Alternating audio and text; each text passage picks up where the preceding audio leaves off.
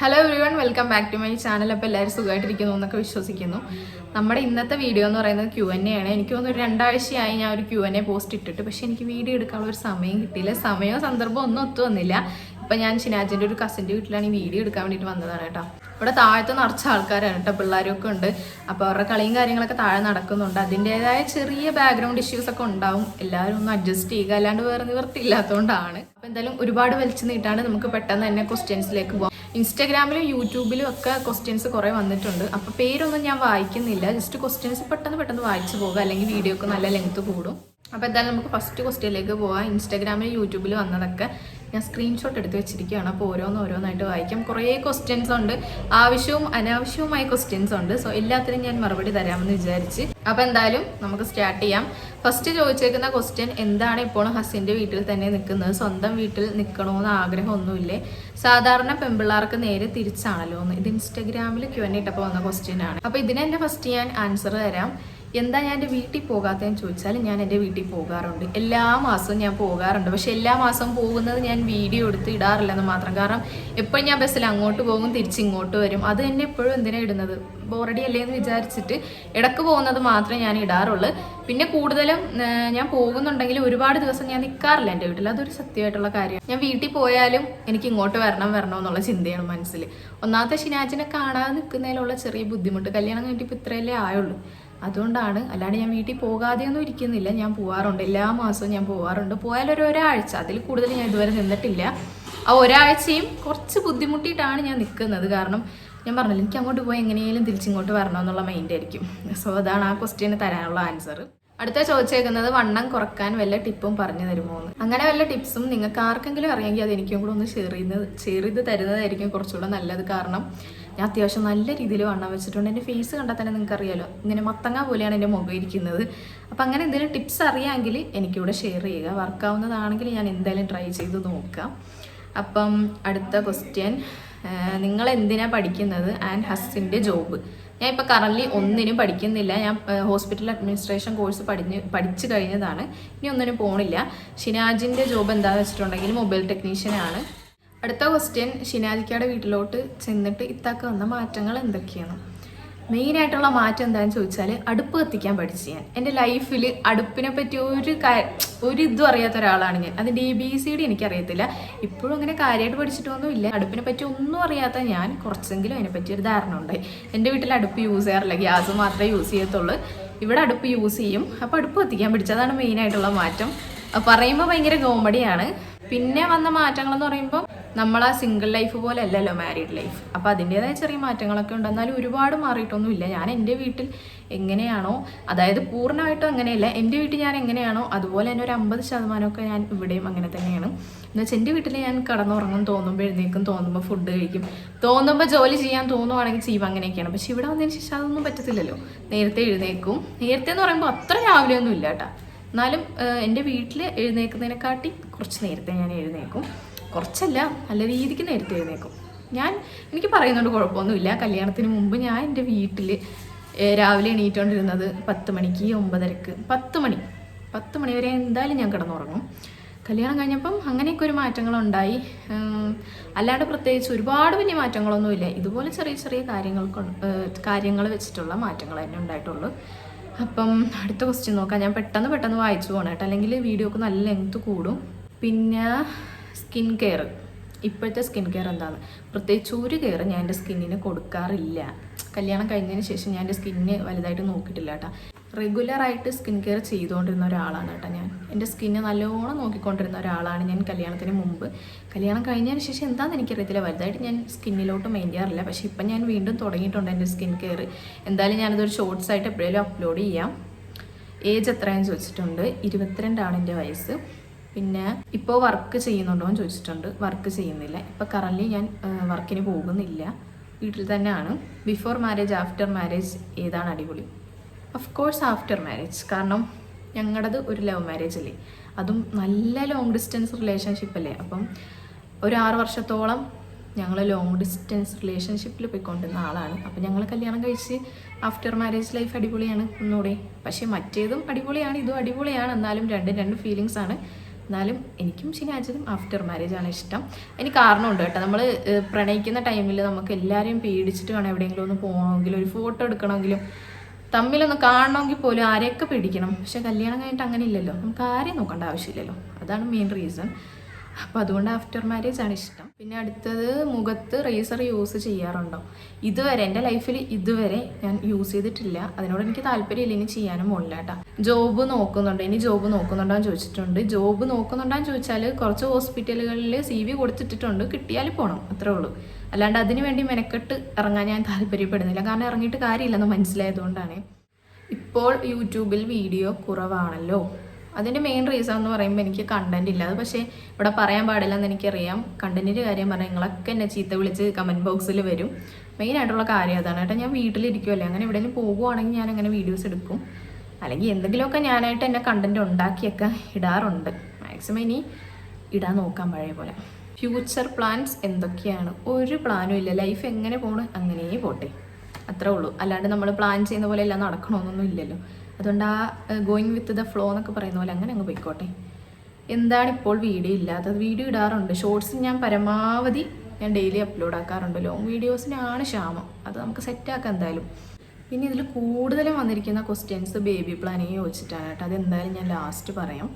അപ്പോൾ അതുപോലൊരു ക്വസ്റ്റ്യനാണ്. 2 ക്വസ്റ്റ്യൻ ചോദിച്ചിട്ടുണ്ട്. ബേബി പ്ലാനിങ് ഉണ്ടോ? ഇക്കാക്ക് എത്ര സിബ്ലിങ്സ് ആണ് ഉള്ളത്? ഷിനാജിനെ ഇവർ മൊത്തം 3 മക്കളാണ്. 2 പെങ്ങന്മാരും ഷിനാജും, 3 പേരാണ് കേട്ടോ ഉള്ളത്.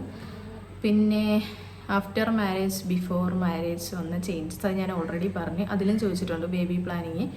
പിന്നെ your age difference between you and Shinaj, how many siblings do you have? എൻ്റെ ഏജ് ഞാൻ പറഞ്ഞു 22 ഷിനാജിന് 27. പിന്നെ എനിക്ക് ഒരാളേ ഉള്ളൂ, എനിക്കൊരു ബ്രദർ മാത്രമേ ഉള്ളൂ കേട്ടോ. പിന്നെ ചോദിച്ചേക്കുന്ന what you will tell about hospital administration course, what's your views? ഞാൻ പറയുവാണെങ്കിൽ ആ കോഴ്സ് പഠിച്ചതിന് ഞാൻ നല്ല രീതിക്ക് റിഗ്രറ്റ് ചെയ്യുന്നുണ്ട്. ഇപ്പം ഒരിക്കലും അത് പഠിക്കരുതായിരുന്നു എന്ന് വിചാരിച്ചാൽ ഞാൻ 4 മാസത്തെ കോഴ്സാണ് എടുത്തത്. അതൊരിക്കലും അങ്ങനെ ചെയ്യരുതായിരുന്നു ഇപ്പം തോന്നുന്നുണ്ട്. നല്ല റിഗ്രറ്റ് ഉണ്ടാവും പഠിച്ചതിൽ. എൻ്റെ വ്യൂ വെച്ച് നോക്കുവാണെങ്കിൽ ഹോസ്പിറ്റൽ അഡ്മിനിസ്ട്രേഷന് ചാൻസസ് ഭയങ്കര കുറവാണ്. ഇപ്പം കണ്ണി കണ്ടവരൊക്കെ അതാണ് കയറി പഠിക്കുന്നത്. പഠിച്ചവർക്കൊന്നും ജോലി ഇല്ലാണ്ട് വെറുതെ ഇരിക്കുകയാണ്. സോ എനിക്ക് പറയാനുള്ളത് നിങ്ങളുടെ ഇഷ്ടം പോലെ ചെയ്യുക. എൻ്റെ വ്യൂ എന്താണെന്ന് ഞാൻ പറഞ്ഞു കഴിഞ്ഞിട്ടുണ്ട്. മാരേജ് കഴിഞ്ഞ് പോയ സ്ഥലങ്ങൾ ഏതൊക്കെയാണ്? ഇനി പോകാൻ ആഗ്രഹിക്കുന്നത് എവിടേക്കാണ്? മാരേജ് കഴിഞ്ഞ് പോയത് ഊട്ടി പോയി, ഗവിയിൽ പോയി, പിന്നെ എവിടെയാണ് പോയത്? എവിടേക്കോ പോയി, എനിക്ക് കറക്റ്റ് ഓർമ്മയില്ല. നമ്മൾ ഒരുപാട് സ്ഥലമൊന്നും പോയിട്ടില്ല, കുറച്ച് വിരലിലുണ്ടാവുന്ന കുറച്ച് സ്ഥലത്തൊക്കെ പോയതൊക്കെ അടിപൊളിയായിരുന്നു കേട്ടോ. ഭയങ്കര ഇഷ്ടപ്പെട്ടൊരു ട്രിപ്പായിരുന്നു എനിക്ക് പേഴ്സണലി. നമ്മൾ ഗവിയിൽ പോയത് ഫാമിലി ആയിട്ടായിരുന്നു. അതായിരുന്നു കുറച്ചുകൂടെ അടിപൊളി, എല്ലാവരും കൂടെ പോയത്. പിന്നെന്താ, ഇനി പോകാൻ ആഗ്രഹിക്കുന്നത് എവിടേക്കാണ്? ഇനി പോകാൻ ആഗ്രഹം എന്ന് പറഞ്ഞാൽ ഷിനാജിന് ഭയങ്കര ആഗ്രഹമാണ് ലക്ഷദ്വീപിൽ പോകാൻ. ഇൻഷാ അല്ലാഹ് നടക്കുവാണെങ്കിൽ പോകണം. പിന്നെ മണാലി പോകാൻ എനിക്ക് ഭയങ്കര ആഗ്രഹമുണ്ട്. എനിക്കാണെങ്കിൽ ഒട്ടും തണുപ്പ് പറ്റാത്ത ആളാണ് കേട്ടോ. ഞാൻ ഊട്ടി പോയിട്ട് ഭയങ്കരമായിട്ട് വിറക്കുമായിരുന്നു. എനിക്ക് ഒട്ടും പറ്റുന്നില്ലായിരുന്നു അവിടുത്തെ തണുപ്പും. ഞാൻ എങ്ങനെ മണാലി പോകുമെന്ന് യാതൊരുവിധ ഐഡിയ എനിക്കില്ല. പക്ഷെ എന്നാലും പോകാനൊക്കെ ആഗ്രഹമുണ്ട്. ഒരു ഇൻഫ്ലുവൻസർ ആയില്ലെങ്കിൽ എന്താകുമായിരുന്നു? ഇൻഫ്ലുവൻസർ ആയില്ലായിരുന്നെങ്കിൽ വേറെ എന്തെങ്കിലും കൂടെ എന്തെങ്കിലും കോഴ്സ് പഠിച്ച് അതിന് ജോലിക്ക് പോയേനെ. മേ ബി, എനിക്കറിയത്തില്ല കേട്ടോ, അങ്ങനെ ആയിരിക്കും. ആരാണോ വഴക്കിട്ടാൽ അത് ഫസ്റ്റ് സോൾവ് ചെയ്യാറ്? ആരുടെ ഭാഗത്താണോ തെറ്റ് അവർ ഫസ്റ്റ് സോൾവ് ചെയ്യും. നെഗറ്റീവ് പറയുന്നവരോട് എന്താണ് പറയാനുള്ളത്? അങ്ങനെ ചോദിച്ചാൽ നെഗറ്റീവ് പറയുന്നവരോട് പ്രത്യേകിച്ച് ഒന്നും പറഞ്ഞിട്ട് കാര്യമില്ല. കാരണം നെഗറ്റീവ് പറയുന്നവർ അവിടെ ഇരുന്ന് പറഞ്ഞോട്ടെ. പിന്നെ ഒരുപാട് നെഗറ്റീവ്സ് എൻ്റെ കമൻറ്റ് ബോക്സിൽ വരാറില്ല, വളരെ ചുരുക്കം മാത്രമേ വരാറുള്ളൂ. ഈയിടെയായിട്ട് കുറച്ച് കമൻറ്റ്സ് വരുന്നുണ്ട്. അത് നെഗറ്റീവാണെന്ന് ഞാൻ പറയുന്നില്ല, എന്നെ ഭയങ്കരമായിട്ട് വിഷമിപ്പിക്കുന്ന രീതിയിലുള്ള കമൻറ്റ്സാണ് ഇപ്പോൾ വരുന്നത്. അതിനെക്കുറിച്ച് എന്തായാലും ഞാൻ ലാസ്റ്റ് പറയാം. പിന്നെ ചോദിച്ചേക്കുന്നത് ലൈഫ് ആഫ്റ്റർ മാരേജ് അടിപൊളിയാണ്, കുഴപ്പമൊന്നുമില്ല, മാഷാ അല്ലാഹ് നല്ല രീതിയിൽ പോണ്. Your views about love marriage? അങ്ങനെ ചോദിച്ചാൽ എനിക്ക് പ്രത്യേകിച്ചൊന്നും അതിനെപ്പറ്റി പറയാനില്ല. ചിലവരുടെ ലവ് മാരേജ് സക്സസ് ആവും, ചിലവരുടെ ഫെയിലാവും.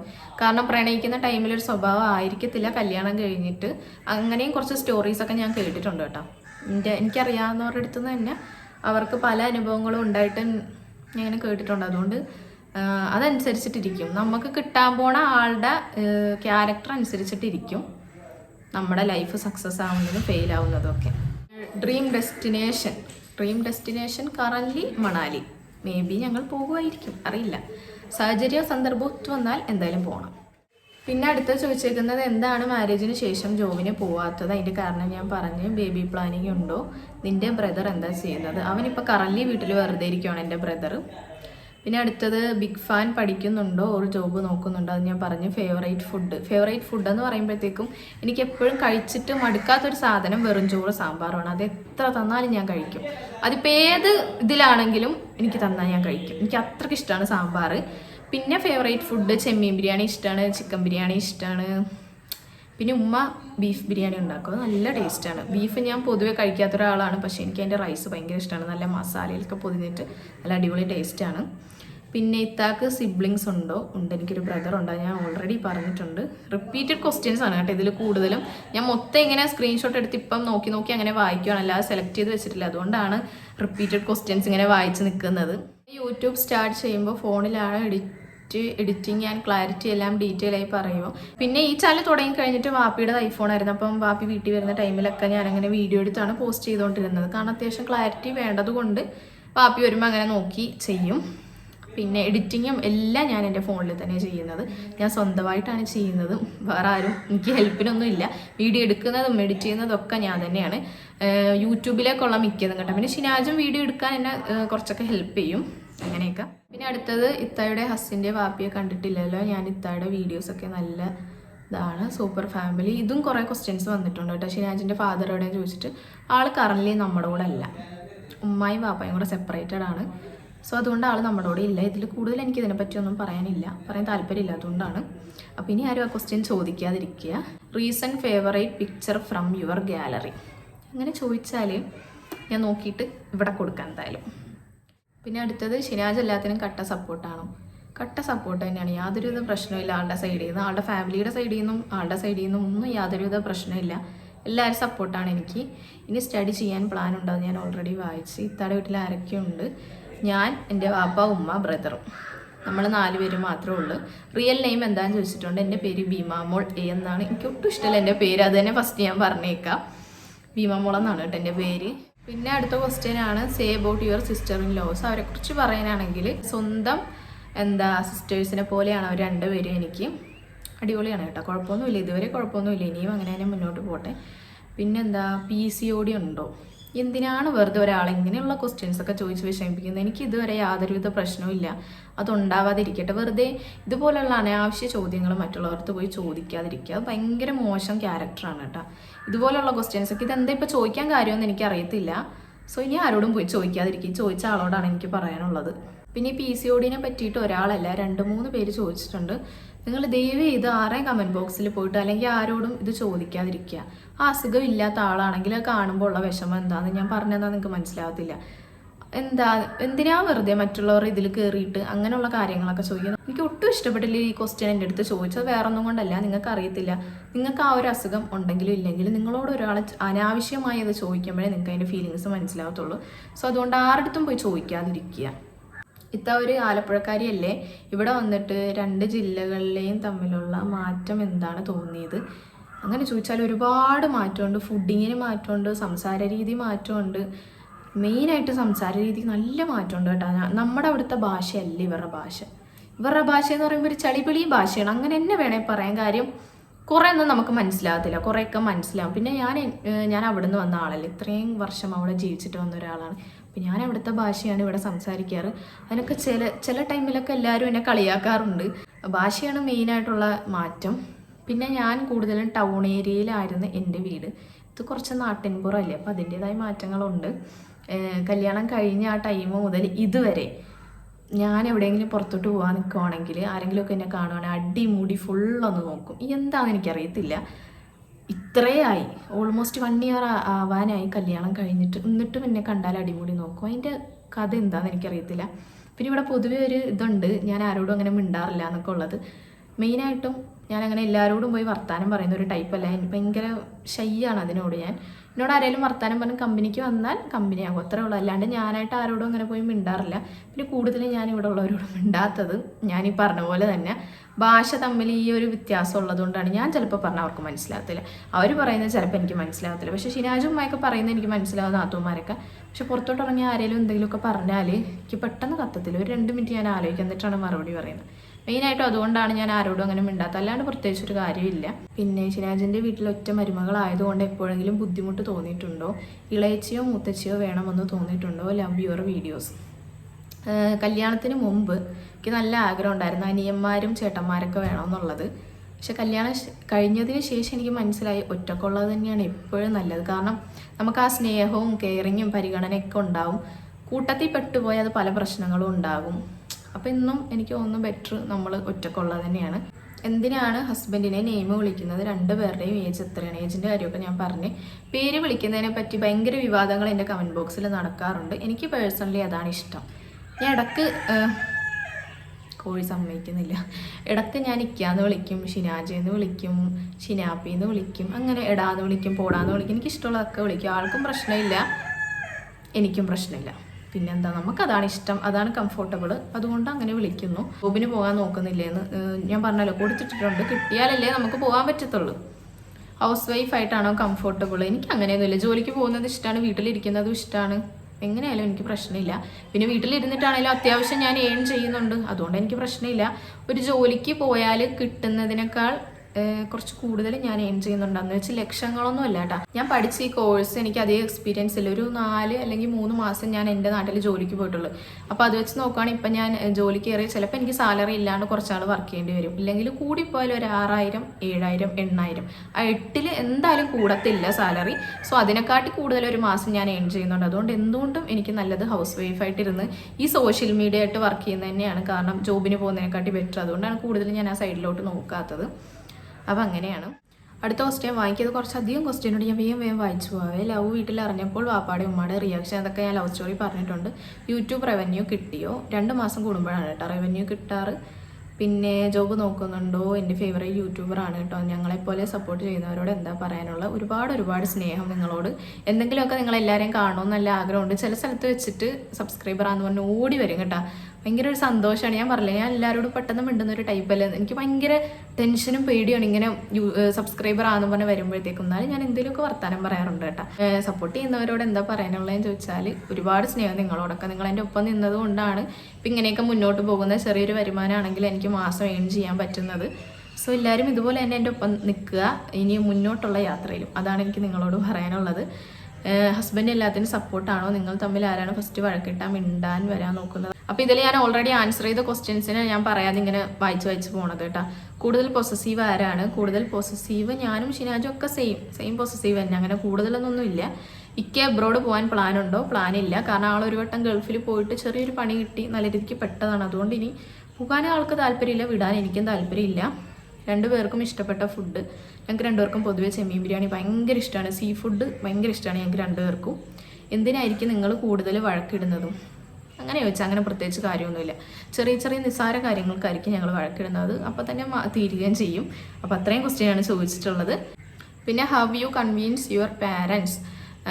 അതൊക്കെ നമ്മുടെ ലവ് സ്റ്റോറിയിലുണ്ട്. അത് ജസ്റ്റ് നിങ്ങളൊന്ന് കണ്ടു നോക്കുക. അപ്പോൾ അതിൽ എല്ലാ കാര്യങ്ങളും ഞാൻ പാർട്ട് 1ഉം 2ഉം ആയിട്ട് ഇട്ടിട്ടുണ്ട്. അതിൽ എല്ലാ കാര്യങ്ങളും ഞാൻ പറഞ്ഞിട്ടുണ്ട്.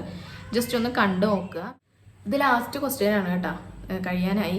എന്തിനാണ് കസിൻസിൻ്റെയൊക്കെ വീട്ടിൽ പോയി വീഡിയോ എടുക്കുന്നത്? ഷിനാജിക്കാൻ്റെ വീട്ടിൽ നിന്ന് എടുത്തൂടെ വീഡിയോ? നിങ്ങൾ ഒരുപാട് ബുദ്ധിമുട്ടുന്നുണ്ടെന്ന് അറിയാം. ഞങ്ങൾ എവിടെ നിന്ന് വീഡിയോ എടുത്തിട്ടാലും കണ്ടോളാം, ഞങ്ങൾക്ക് കുഴപ്പമില്ലെന്ന്. ഈ ഒരു കമൻറ്റ് കണ്ടപ്പോൾ സത്യം പറഞ്ഞാൽ എനിക്ക് ഭയങ്കര സന്തോഷം തോന്നി കേട്ടോ. സന്തോഷം തോന്നി, ഒപ്പം തന്നെ സങ്കടവും തോന്നി. ഞാൻ അവിടെ നിന്ന് എടുക്കാത്തതിൻ്റെ മെയിനായിട്ടുള്ള റീസൺ ഞാൻ കുറേ വീഡിയോയിൽ പറഞ്ഞിട്ടുണ്ടെന്ന് എനിക്ക് തോന്നുന്നു. അവിടെ നമുക്ക് അങ്ങനെ വീഡിയോ എടുക്കാനുള്ളൊരു ബാക്ക്ഗ്രൗണ്ട് സെറ്റപ്പും കാര്യങ്ങളൊന്നും ഇല്ല. ലൈറ്റിങ് കിട്ടത്തില്ല. ഫ്രണ്ടിൽ നമ്മൾ ടാർപ്പായി കെട്ടിയിരിക്കുന്നതുകൊണ്ട് എനിക്ക് ഹാളിൽ ഇരുന്നിട്ടൊന്നും വീഡിയോ എടുക്കാൻ പറ്റത്തില്ല. അതിൻ്റെ വെട്ടടിക്കുന്നുണ്ട്. അത് ഊരി മാറ്റാനും നമുക്ക് പറ്റത്തില്ല. കാരണം മഴ പെയ്താലൊക്കെ നല്ല ബുദ്ധിമുട്ടാണ്. അപ്പോൾ അതുകൊണ്ടാണ് മെയിനായിട്ട് ഞാൻ ഇതുപോലെ വീഡിയോസൊക്കെ ഇവിടെ വന്ന് എടുക്കുന്നത്. ഇവിടെ ആർക്കും കുഴപ്പമൊന്നുമില്ല കേട്ടോ. എല്ലാവരും ഷിനാജിൻ്റെ ഫാമിലിയിൽ എല്ലാവരും നല്ല സപ്പോർട്ടാണ് ഇതുവരെയും.